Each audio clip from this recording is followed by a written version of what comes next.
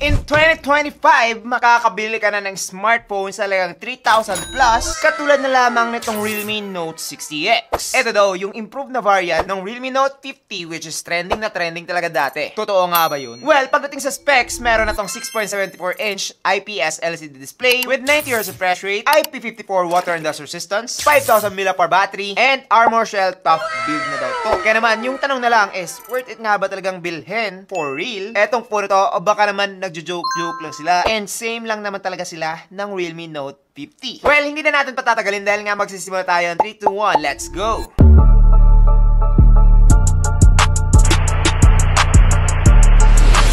Yo, what's up guys? I am JP and this is JTN TV. Ngayon, pag-usapan naman natin etong si Realme Note 60X. So, pagdating sa box, ang unang makikita natin kagad dito is make it real daw. Pagkatapos naman yan, meron tayong case na kasama, paperworks, and eto na nga yung mismong smartphone. So, yung pinili ko nga pala dito guys is kulay green. So, meron ka pang mga iba't ibang kulay, pero yun na nga, green-minded kasi ako. Gusto ko to. Now, after that, wala na tayong charging adapter. Cable na lang. Yes, Type A to Type C na cable, guys. Wala na iba. Yun lang. Perfect na sana, kaso lang, kinuha na yung adapter. Kailangan mo pang bumili ng adapter. So, 3,700 plus adapter. Now, pag-usapan naman natin yung build quality. So, eto nga guys, meron tayong kulay green dito, pero meron ka pa isang choice, which is yung black. So, para sa akin, mas bet ko tong green dahil nga mas magandang i-review, diba? Walang masyadong kulay kapag black, guys. Medyo boring. Also nga pala, meron kang 2 variant na available, 364 or di ka naman 464. 200 pesos lang naman yung difference nila, guys. Kaya naman, bilhin mo na lang yung 464. Dito sa kanyang build quality, this phone has glass front, plastic back, and plastic frame. Sa ibaba nakalagay yung kanyang 3.5mm port, microphone, Type-C port, and speaker grills. Dito naman sa right side, nakalagay yung kanyang volume rockers and yung kanyang fingerprint scanner / power button. Dito naman sa left side, nakalagay yung kanyang SIM card tray, which is nagsa-support ng 2 SIM card plus 1 SD card. And dito naman sa top guys, wala tayong makikita. Dito naman sa likod, meron tayong 2 cameras alongside with its flash. And sa may ibaba naman, nakalagay yung kanyang Realme na logo. So far, yung kanyang build is okay na okay. I think medyo nag-improve siya compared doon sa Realme Note 50 dahil nga medyo pang iPhone talaga yon, tapos flash lang pala yung pangatlong bilog. So, hindi na siya nakakapang-uto. Overall, halos same lang naman sila kapag hinahawakan na. Yung dagdag lang dito guys na pinapaalam talaga ng Realme is that Armor Shell tough build na daw siya. Diba yung shell nabibiyak din? Mabibiyak din to, pero at least medyo tough na siya. Kapag medyo tanga-tanga kayo, abay, kahit na anong tibay pa ng smartphone guys, masisira at masisira talaga yan. Now, kapag kayo ay laging pawisin o di ka naman gumagamit pa rin habang umuulan or sa tabi ng pool na merong mga tumatalsik, well, definitely, okay na okay pa rin to with the IP54 water and dust resistance. Safe na safe pa rin kayo para dyan. Pero, wag nyo siyang mapagkakamalan na pwedeng ilubog dahil nga guys, IP68, IP69 lang yung pwedeng ganun. So far, kung gusto mo ng isang solid na smartphone na merong magandang design tapos mura lang, well, definitely, okay na. Etong si Realme Note 60X.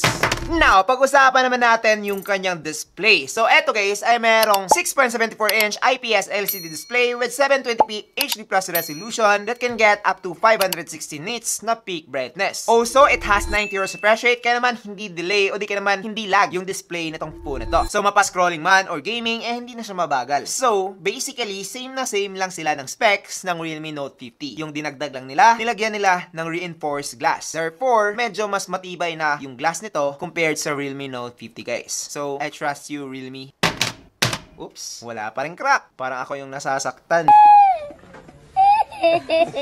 As you can see, okay pa rin naman siya. Napaka-smooth pa rin sa pag-scroll. Kaya naman para sa akin, good job Realme pagdating sa inyong reinforced glass. Now, if you're someone na mahilig talaga gumamit outdoor o di ka naman yung tutok talaga yung araw, well, definitely I think hindi ko to malarecommend dahil nga hindi siya ganun ka-bright. Medyo dim po siya and nasa loob pa lang tayo. So para sa akin, gusto mo lang na isang smartphone na mura, tapos medyo thin na din pagdating sa kanyang mga bezels, hindi ganun kakapal except na lang dito sa bottom, well, definitely okay na to. Also guys, hindi pa po siya punch hole display. Teardrop display lang po siya. Kaya naman, para sa akin, I think meron pang mas better dito. Dagdag ka lang ng konti. Pero kung yun talaga yung budget mo, tapos okay naman sa iyo yung specs ng display ng Realme Note 50 or this one, the 60X, well, definitely okay na etong phone na to. Again, same na same lang sila ng Realme Note 50 guys. So, kung meron kang Realme Note 50, no need to upgrade kung gusto mo lang ng mas better na display. Now, let's talk about the processor or performance na tong Realme Note 60X. So, pagdating dito guys, meron na tayong Unisoc T612 with octa-core CPU up to 1.8 GHz and Mali GPU 7 naman pagdating sa kanyang GPU. Ngayon guys, same na same again pagdating sa Realme Note 50. So, kung meron kang Realme Note Note 50, no need to upgrade. Now guys, again, same lang sila ng processor ng Realme Note 50. The only difference, eto ay meron ng Android 14 out of the box. So yung Realme Note 50 guys ay na-release na meron lamang Android 13. So mas better na yung current na UI na ginagamit itong phone ito. Pero I think ma-update pa rin naman yung Realme Note 50. So kapag na-update mo yon, same na same lang din yon dito kay Note 60X. Now, tinest ko to sa Antutu benchmark and nakakuha tayo ng 252,000 plus dito. So far, sa ganitong presyuhan guys, okay na ang ganitong score. Sa Mobile Legends naman, naglaro ako dito guys and meron na siyang settings na super frame rate and ultra graphics. So, saan mo yung makakita ang lupit na settings para sa isang napakamurang smartphone? Now, of course, I'm not saying na kung ano yung settings, ganun din yung gameplay. Dahil nga, merong mga mas better na smartphone dito tapos mas less yung settings na available sa kanila. Kaya naman, nag-base talaga ako sa kung ano man yung naging experience ko habang naglalaro. So, kapag naglalaro ako dito guys, using Wi-Fi, mabilis naman yung kuha niya ng signal. So, hindi siya malag, hindi siya nagda-drop pagdating sa kanyang MS. And the Mobile Legends overall is pretty smooth naman, especially at this price point. Yung ibang mga smartphone kasi at this price, merong mga MediaTek Helio na napakababa, like G35, G30, medyo pangit talaga yon. And kabog na kabog talaga sila ng Unisoc T612. That is why para sa akin sa Mobile Legends guys, kung mahilig ka mag-Mobile Legends tapos eto lang talaga yung kaya ng budget mo, you can either choose between the Realme Note 50 kung mas mura yon, o di ka naman etong phone na to. I think kasi wala nang nagbebenta ng Realme Note 50. Nag-stop na sila, parang ni-rename lang nila at ginawang Realme Note 60X para, you know, mas matunog. Nasa Call of Duty naman, ganun pa rin naman. Maganda na yung kanyang settings dito guys. Medium refresh rate with high graphics. Okay na yung paglalaro ko ng Call of Duty. Siyempre, hindi ganun ka-smooth compare sa mga mas mamahalin and mas powerful na mga smartphone. Pero at this price point, I can say na underperforming to dahil nga malakas na yung kanyang processor guys for this price point. So para sa akin, overall, pagdating sa kanyang performance, kung gusto mo ng pang gaming tapos napakamura lang, kulang-kulang talaga yung budget mo, well, definitely recommended ko na etong si Realme Note 60X. Hindi na kayo magsisisi dito guys. Especially kapag nanggaling kayo sa mas lag pa dito, well, definitely mag-enjoy ka talaga with this phone. Mapa-scrolling man, social media, text, tawag, mga ginagawa natin daily, okay na yan dito kay Note 60X. Wala ka nang magiging problema dito, except na lang kapag puno na talaga yung storage niya. Yun na talaga yung magiging problema mo dahil nga 64GB lang to. Pero meron ka namang available na SD card. So,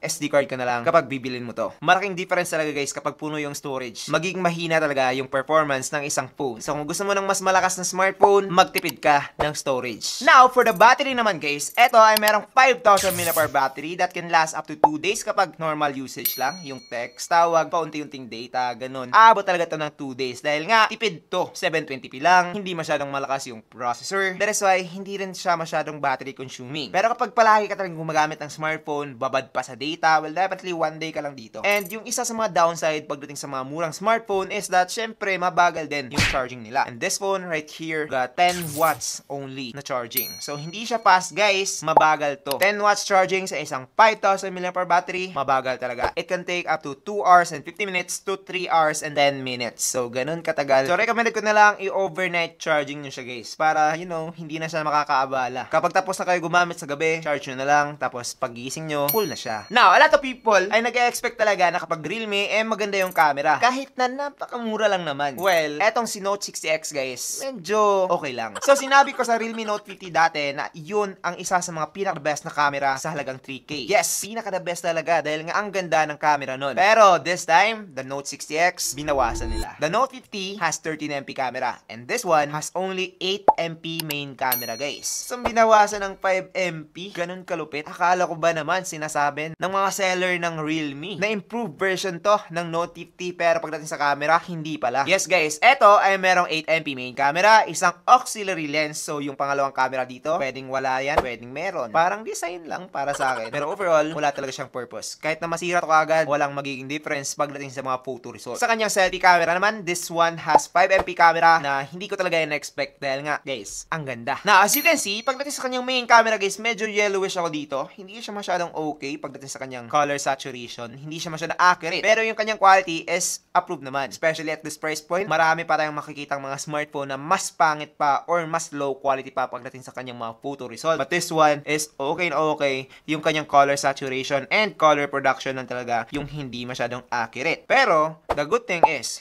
kapag hindi kayo masyadong mahilig kumapture ng mga tao, or wala ka namang masyadong pake sa skin tone, gusto mo lang yung maganda pagdating sa mga product shoots, o di ka naman pagdating sa inyong mga gala, like yung mga building, mga ganun na mga pictures, well, okay pa rin naman yung makukuha ang picture ng Realme Note 60X. Pagdating naman dito sa kanyang selfie, like I've said kanina, maganda siya guys. Medyo soft lang siya, pero pagdating sa kanyang skin tone, kuhang-kuha niya talaga yung kulay ko. And para sa akin, approve na approve ako dito. Medyo pumopogi pa nga ako ng konti dito. Yes, I don't know if this is true or false. So medyo may beautification siya. Pero so far, yun naman talaga yung point. Gusto natin ng mas pugi tayo ng konti, mas maganda. So para sa akin, approve na approve ako sa selfie camera. Even though 5MP lang siya guys, maganda na siya. This phone can take 1080p at 30fps sa kanyang main camera and 720p at 30fps naman pagdating sa kanyang selfie. So try natin. Now, this is the video quality using the Realme Note 60X. And also guys, galing to sa kanyang audio mismo or sa kanyang mic. So ano sa tingin nyo? Okay ba? Comment down below. Now, eto naman guys, yung video quality ng kanyang selfie, 720p at 30fps. Ganun din, galing sa kanya yung audio. So ano sa tingin nyo? Okay ba? Comment down below. Now, after seeing the result of the video guys, para sa akin, mas maganda yung kanyang back camera, mas malinaw, and mas okay din yung kanyang quality overall. And sa kanyang selfie naman, medyo cartoonish yung dating niya. Mababa kasi yung quality, 720p lang. So para sa akin, kung gusto mong mag-vlog, gamitin mo na yung kanyang back camera, parang ganito, pag ganyan. Medyo awkward siguro, pero masasanay din kayo. Now, for my overall verdict, para sa akin guys, worth it pa rin naman siya. Kaso lang, kapag sinasabi kasing improved version, improved dapat, hindi yung halos same na sa lahat. Tapos meron palang isa, which is yung camera, downgrade. So kapag kinumpare ko to sa Note 50, mas matibay lang to. Pero overall specs, mas maganda yung Realme Note 50. Kaya naman, kung meron pa yung mabibili na Realme Note 50, worth it pa rin yun. Especially kapag mas mura dito. Pero 3K lang din kasi to guys. 3,700 to 3,900. Worth it naman siya. And meron pa siyang 48-month na fluency. So 4 years din yun. So sana lang talaga totoo na ganun pa rin yung performance niya even after 4 years. Malalaman din natin yan soon kung nagjo-joke lang si Realme. Overall, this phone is made para sa mga taong medyo madulas yung kamay. Like that. Matibay na kasi to. Yun lang yung improvement niya from the Realme Note 50. The rest, safe na safe naman talaga yung smartphone sa inyo. Will definitely get the Realme Note 50 instead. Mas better yung camera nun guys, the main camera. So yun na nga sa Realme Note 60X. I hope na nag-enjoy kayo. If you like this video, please like the video by tapping that like button. And also guys, don't forget to subscribe dahil nga marami ito yung upcoming na giveaways. So that's it. I'm JP and this is JT TV. Thank you for watching and God bless. Bye-bye.